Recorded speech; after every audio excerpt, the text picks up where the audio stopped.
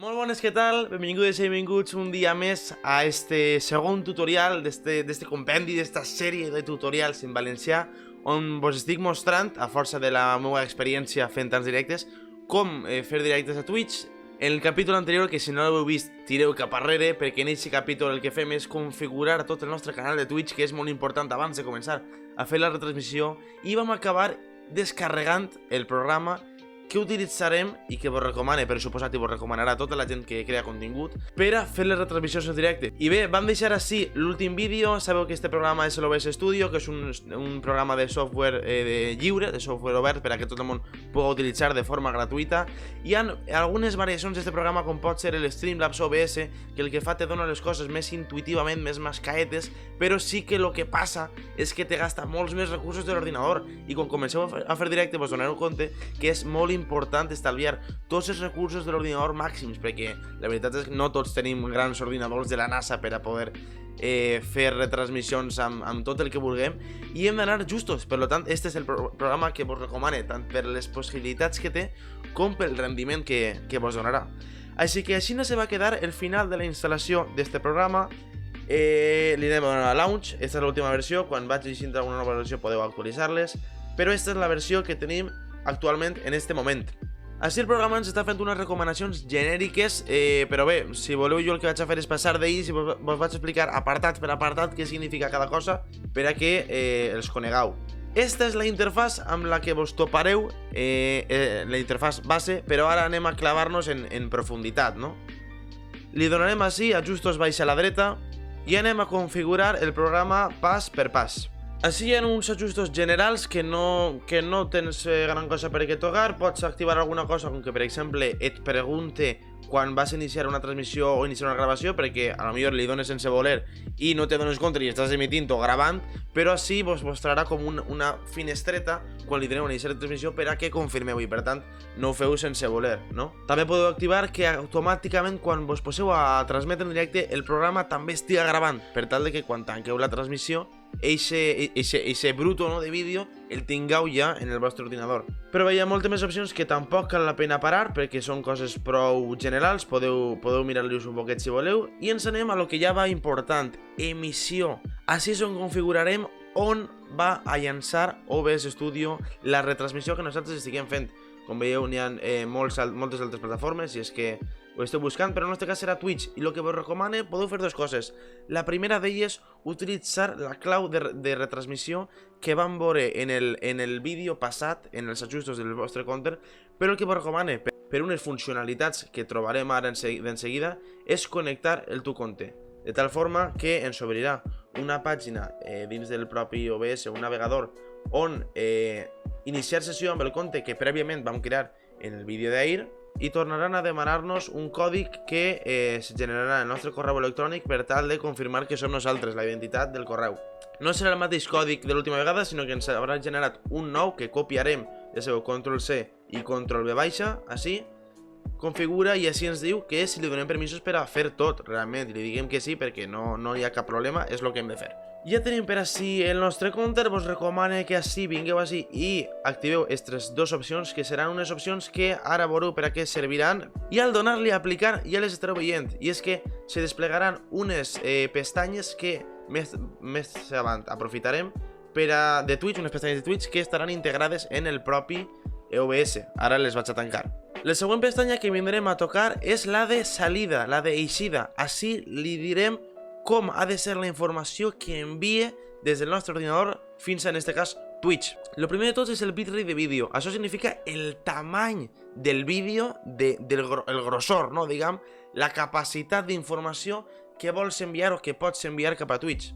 Això dependrà de la vostra connexió i vos ho vaig a ensenyar. Ens vindrem per així i buscarem Twitch bitrate i ens donarà unes xicotetes pinzellades de la connexió que ens recomana utilitzar segons la qualitat de streaming que volem fer. I tot com podem comprovar la nostra velocitat de l'internet, ja que és molt important. Doncs bé, anem a fer així un test de velocitat del nostre internet. Entrem a qualsevol de les pàgines i iniciem el test de velocitat. Així vos estarà donant informació a temps real de l'internet que vos està arribant al vostre ordinador. Això és espectacular, ja que fa uns pocs anys En sort podria haver dit que al meu ordinador li arribarien 20 megas o molt menys, o ni 1 mega de vegades, però ara en la fibra que molts tenim en casa tenim unes connexions més que decents, molt més que decents per a fer retransmissions amb moltíssima qualitat. La informació d'així és que tenim 600 megas de pujada i de baixada, cosa que és més que sobrant per a fer directes. Tornem a la taula que veníem i estos números que són així són 4.500 kilobytes per segon, el que ve sent 4 megas i mig, 4 megas i mig, 6 megas. Per tant, què vos recomano? Depenent del que aneu a fer en la vostra retransmissió, si és mostrar la càmera, reaccionar a vídeos o jugar a videojocs, estareu gastant un rendiment o alt de l'ordinador. És a dir, si vosaltres esteu fent un directe sols xerrant, l'ordinador sols està gastant recursos principalment en directe, en l'emissió. Però si vosaltres aneu a fer directes jugant a videojocs, els recursos se veuran molt més afectats perquè estarà gastant part dels recursos del teu ordinador, és a dir, el CPU, que és que és el processador, i la targeta gràfica, que és la GPU, estarà gastant part d'aixòs recursos en el joc i part d'aixòs recursos en la transmissió. Depenent de lo bons que siguin els vostres components, podrà o no amb tot això. O sigui que haureu de fixar-vos si aneu a retransmetre algun joc, com és el rendiment d'este, mirar els requisits que li fa falta al joc per a jugar, que això està en la web de les especificacions tècniques de cada joc, i mirar les especificacions del vostre propi ordinador. Un poc en conclusió, que bàsicament si vosaltres jugueu un joc bé en l'ordinador no significa que si el retransmitiu se puga veure bé a banda de jugar-lo bé, si és que se pot jugar bé, perquè la transmissió gasta part dels vostres recursos d'ordinador. Per donar-vos un exemple, este que estic utilitzant ara mateixa és un portàtil de gamma mitjana per a estudiants, costa uns 500 euros i com veureu en les especificacions d'un portàtil de 500 euros, doncs jo puc tirar per a fer directes xerrant amb la càmera i molts pocs jocs puc jugar a la vegada que retransmitisc. Perquè, per exemple, este ordinador no té una targeta gràfica dedicada a posta a aquest joc, sinó que és la pròpia integrada de la CPU, això és un poc de lío. I bàsicament que en el meu portàtil per anar a la universitat no puc fer molt més que fer directes xerrant i jugant a algun joc o mirant, o sigui, molt senzillet el joc, o mirant internet, no? O qualsevol aplicació de l'ordinador. Per tant, imaginem que volem fer la retransmissió a 1080 i a 30 fps, que és lo estàndard. Doncs així ens recomanen 4.500 kilobytes per segon. Tornem així a l'OBS i li diguem que, doncs, 4.500, 4.500 mateixa, no? Així el codificador és depenent del vostre ordinador. És a dir, software per 264 el que farà és gastar com a recurs principal la vostra CPU, el vostre processador. D'ahí bàsicament és d'on tirarà l'OBS per a agarrar recursos per a utilitzar-ho bé. Però què passa? Que la CPU és el més important de l'ordinador i qualsevol aplicació o cosa que tingui oberta estarà gastant CPU, per lo que sempre se recomana que utilitzes hardware, que és la targeta gràfica, i aleshores d'esta forma estarem gastant recursos principalment de la targeta gràfica i no del processador. Així en bitrate d'àudio no cal que toquem res, i així a l'hora de gravar, per si a banda de directe volem gravar en alguna ocasió, recomana format de gravació MP4, que és lo habitual, i qualitat de gravació vos recomano posar igual de l'emissió. Per què? Perquè quan vosaltres voleu fer proves de retransmissió, voleu fer proves a veure com funcionen certs jocs o com funciona la vostra retransmissió per a veure el rendiment de l'ordinador, com està jugant, si teniu això igual que l'emissió, no farà falta que vos poseu a fer un directe en Twitch per a comprovar com funciona, sinó que si vos poseu a gravar estarà gastant els mateixos recursos que estiguera fent una retransmissió, a excepció de l'internet, que això no ho estarà gastant, i per tant podreu comprovar com se desenvolupa el vostre ordinador, si funciona bé o no funciona bé. Després d'eixida ens anirem a àudio, i així és un tema important, perquè fins ara tot el que he explicat era d'igual forma pràcticament per a Windows que per a Linux que per a Mac. Però així en el sistema d'àudio el Mac té problemes, és un rotllo diferent, per lo que vos vaig a posar un vídeo del meu company i soci de Poblet, Besugo Xavier, que ell té un Mac i ha tingut aquests problemes i vos va explicar com solucionar els problemes per a que se pugui escoltar l'OBS el vostre ordinador. Bé, benvinguts, jo soc Xavier Calvo, soc l'altra part de Poblet i vinc a explicar als usuaris dels ordinadors d'Apple com podem fer per gravar l'àudio de l'escriptori i utilitzar-lo en els nostres directes. Però és molt fàcil, tindreu que anar a la pàgina que us haurem deixat a la descripció d'aquest vídeo. Tindreu que anar a descargar l'instal·lador, així esta cosa blaveta d'ací. No feu cas de la cosa rosa perquè se pot instal·lar igualment. I en el cas que tingueu algun problema, es podeu enviar un missatge, un correu, també a la direcció que us deixarem baix. I ens ficarem en contacte el més pront que puguem, o també podeu contactar-nos per Telegram o Discord. Molt bé.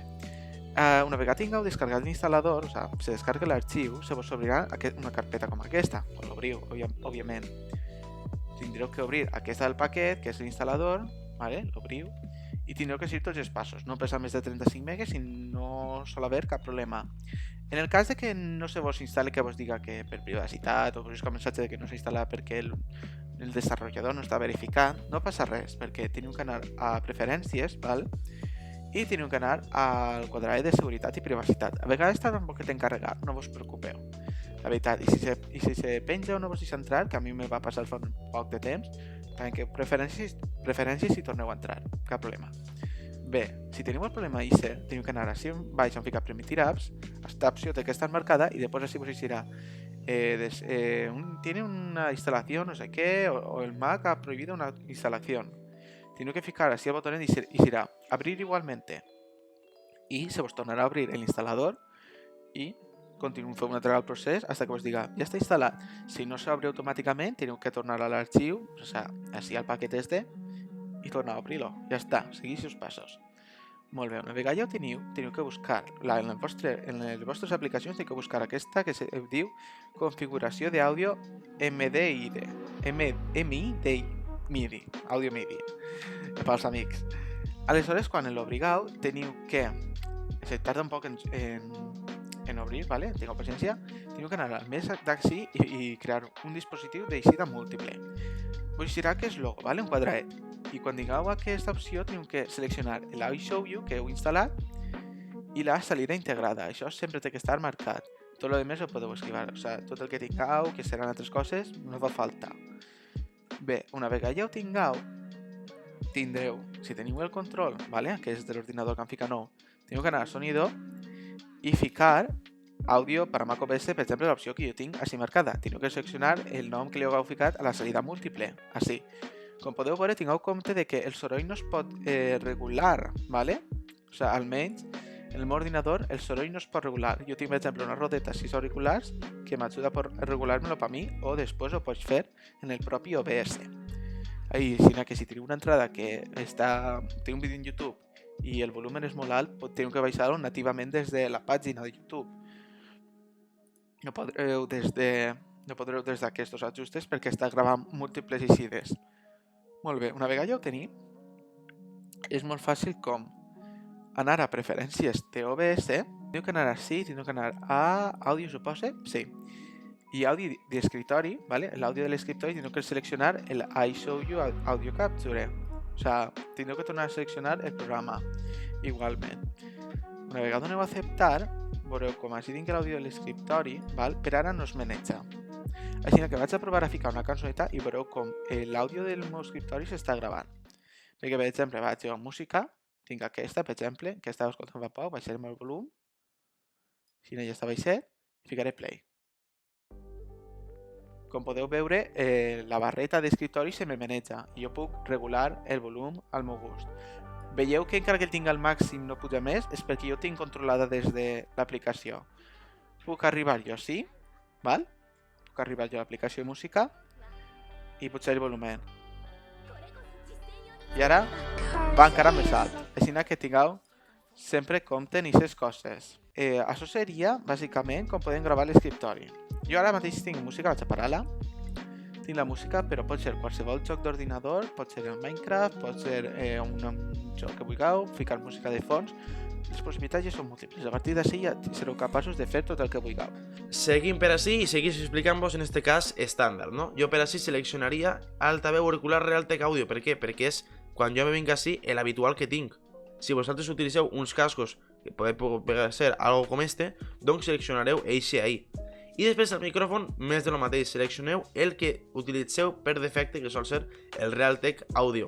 La resta no cal que toqueu res més, li podeu donar a aplicar i seguim. En vídeo li posarem la resolució que vulguem per a la nostra retransmissió. Lo normal que és? Lo normal és posar l'estàndard. Les pantalles estàndards tenen un tamany de 1920 per 1080 píxels. No convé fer un directe a Twitch a 4K perquè ningú se'l posaria. No val la pena gastar aquest internet. I sí que algunes pantalles de portàtil tenen este, però jo d'eixida vos recomanaria sempre el que va posar la gent, que és 1920 per 1080. Ara, què passa? que esta és la resolució d'eixida del llenç, on nosaltres anem a treballar després posant totes les coses. Després és la que vulguem traure nosaltres com a per fora. Recordeu que sí, havíem dit que anàvem a posar 4500 perquè anàvem a fer 1080-30 FPS? Doncs anem a fer-ho així, però si volguereu a altra, doncs podem anar-vos a altres resolucions, com pot ser 720p o qualsevol de les que ens diu així. En el nostre cas, posa 1920 per 1080, però ja vos dic, està gastant més recursos. Si vosaltres ponareu a 1280 per 720, el que passarà és que el vostre ordinador gastarà menys recursos i serà més recursos que guanyeu per a desenvolupar altres faenes que podrà utilitzar el vostre ordinador mentre segueu en directe. Això vos recomano deixar en 16, si ho pugeu a 36 pot pujar més la qualitat, però gastarà moltíssim recursos de l'ordinador, i més baix el que passa és que quan se manegen les imatges, si esteu jugant algun joc o vosaltres, se veurà pitjor. Lo normal sol ser deixar-ho en 16. I així en FPS l'estàndard és en 30, però si jugueu un joc on voleu que se vega molt fluid en la retransmissió, podeu seleccionar-ho a 60 FPS, però vos haureu de vindre així i veure quin és l'internet recomanat per a 60 FPS. En el meu cas es deixaré a 30 i ja sols queden dos apartats que són ja genèrics personals de cadascú, és si voleu posar-vos atajos, no? en l'ordinador, per tal de que si li doneu a una tecla específica, per exemple, si jo li dono al 5, que comenci la retransmissió, si li dono al 6, que pare, no? Però heu de tenir en compte perquè potser si li doneu sense voler s'iniciarà. Però que fixeu-vos bé en aquestes, jo potser no vos ho recomano. En el meu cas les lleve i tampoc tinc res diferent en este apartat. En l'avançat, potser l'únic que vos pot cridar l'atenció és el de retard de transmissió. Així podeu habilitar, si és que voleu, que la retransmissió vagi anunciar retard. És a dir, que el que jo estic parlant ara mateixa, la gent ho escolte 20 segons més tard. Però no vos ho recomano perquè en Twitch ja vos vaig dir en el capítol anterior que se viu de la instantaneïtat, se viu del parlar en el públic, que el públic te pregunti alguna cosa i tu al moment ho respongues, per tant no vos recomano que activeu això. I ja tindríem tota la configuració, li donaríem a aplicar i a tancar. Tindríem tota la configuració de l'OBS feta. A partir d'ací, en el pròxim capítol, veurem com plenarem tot aquest espai d'ací, com el dotarem en les nostres escenes, en els nostres espais, que la gent podrà gaudir quan veja les nostres retransmissions. Queda molt encara per aprendre, sols hem configurat el Twitch i hem configurat l'OBS i ara en els pròxims capítols ens posarem ja en matèria, ens posarem a crear realment aquesta retransmissió que volem fer a Twitch. Espero que vos hagi sigut de gust, espero que vos hagi sigut de molt de profit. Ja sabeu que ens podeu seguir a les xarxes de Paulet, tant per a enterar-vos de totes les novetats dels creadors valencians, com a les meves xarxes personals, GTV, si és que vos agrada el que faig, i a la meva aixeta, on podríeu suportar-me econòmicament si és que vos està servint estos tutorials i voleu donar-me aquest suport. Moltíssimes gràcies per veure'ns, espero que vos hagi servit moltíssim i ens veiem al pròxim capítol per a seguir aprenent com fer retransmissions al Twitch. Una abraçada, ens veiem.